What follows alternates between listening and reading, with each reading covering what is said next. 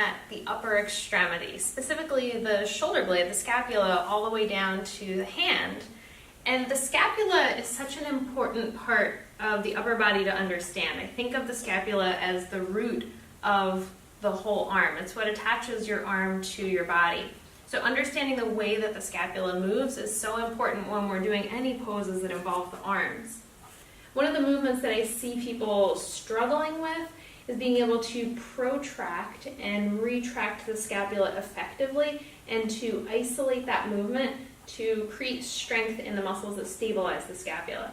So one really helpful way to practice this is to put the back against the wall, flat neutral scapula to start, and then I'm just going to lift the arms up, pushing the arms forward without changing the shape of the elbow. Make space behind the shoulder blade, pull back to neutral, and then retract, push into the wall.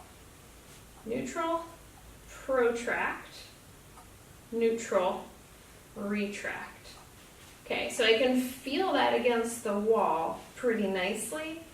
And then I want to start to take that into weight-bearing positions. But before I go into a full weight-bearing position, where that movement becomes really difficult if those muscles are weak, I want to do it at the wall, which is such a helpful place to work if you don't have a ton of strength and stability in the upper body. So I'm going to start with a wall plank.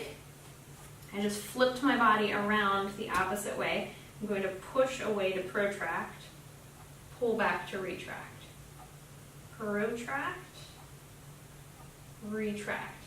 The thing that you'll see a lot is the elbows will try to help. You think, okay, I'm getting closer to the wall, I'm going to bend the elbows. But the movement has to happen up here in the back. Okay, so then once you have a good handle on that, then we take it down into a weight-bearing position. It can be in a plank or it can be in tabletop. Anything where there's weight on the arms is going to help to strengthen these muscles. So I take my wall plank, and first I think neutral spine and neutral scapula position. Okay, so that's the squared version of the pose, straight linear pose.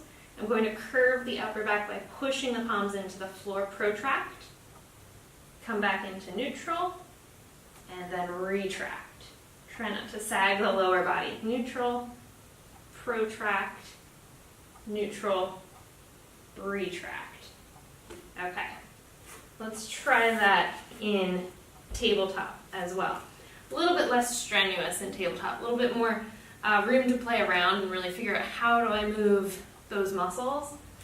So I'll start neutral, set the shoulder blades onto the back of the rib cage, push into the palms, feel the shoulder blades slide out to the sides, set into neutral, and then squeeze them back. Neutral, and push forward.